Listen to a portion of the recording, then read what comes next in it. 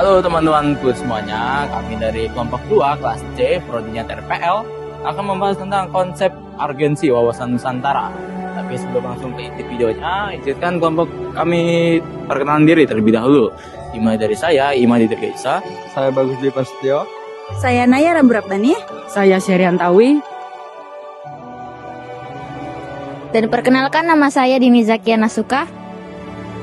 Saya M. Ridho Nuril Ibrahim. Saya Muhammad Zakirido Pamungkas. Saya Artolika Firanda. Dan teman kami yang sedang sakit, Fahmi Nur Rahman. Dan selamat menyaksikan video kami.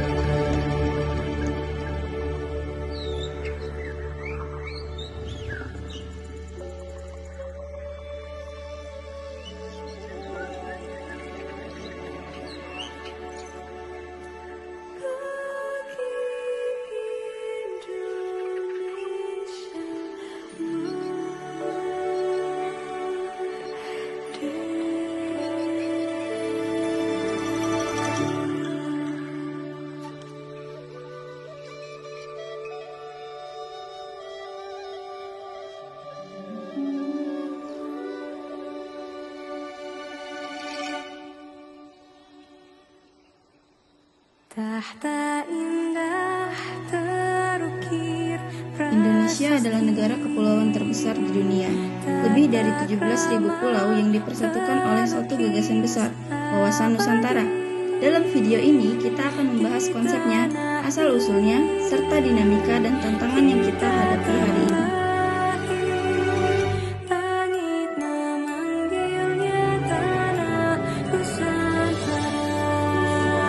Wawasan Nusantara adalah cara pandang bangsa Indonesia terhadap diri dan lingkungannya yang didasarkan pada Pancasila dan Undang-Undang Dasar 1945 untuk menempatkan persatuan dan kesatuan sebagai prioritas utama. Ini bukan sekedar konsep geografis, tetapi juga cara berpikir yang menyatukan seluruh aspek kehidupan, politik, ekonomi, sosial budaya, serta pertahanan dan keamanan.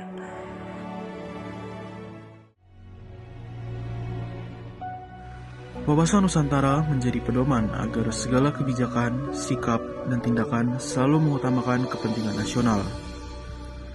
Ia adalah kompas yang mengarahkan kita pada kesadaran bahwa meskipun berbeda, kita tetap satu bangsa dan satu tanah air. Urgensinya terlihat jelas hari ini, menjaga stabilitas nasional, menciptakan pemerataan pembangunan, memperkuat identitas bangsa, hingga menghadapi era globalisasi yang penuh tantangan.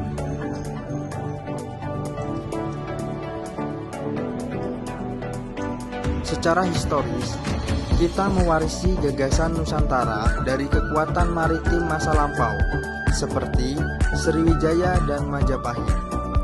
Konsep tentang wilayah kepulauan yang luas, namun saling terhubung, sudah terbentuk sejak berabad-abad lalu. Puncaknya terjadi pada Sumpah Pemuda 1928 dan Proklamasi 1945.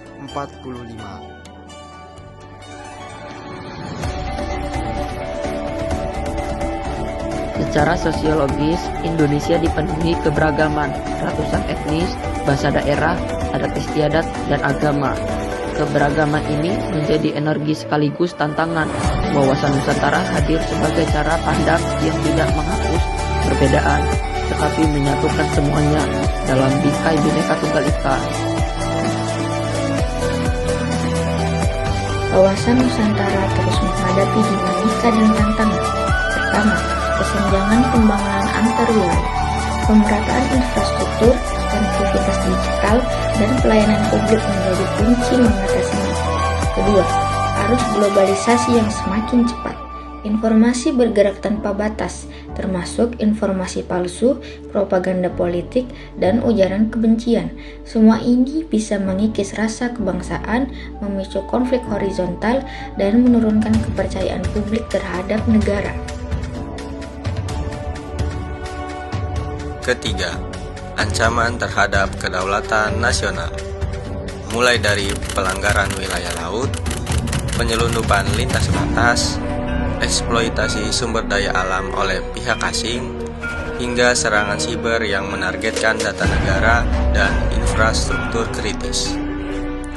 Keempat, pergeseran nilai generasi muda. Pengaruh budaya global seringkali membuat identitas nasional terpinggirkan. Padahal, generasi muda adalah penjaga keberlanjutan wawasan Nusantara. Semua tantangan ini menuntut penguatan kembali pemahaman wawasan Nusantara melalui pendidikan, kolaborasi antar wilayah, penguatan budaya lokal, serta kebijakan pemerataan pembangunan.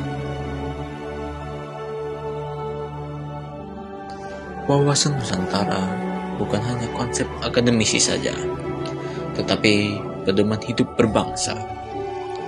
Ia mengingatkan kita bahwasannya Indonesia bisa bertahan, bukan karena kita sama, tetapi karena kita bersatu.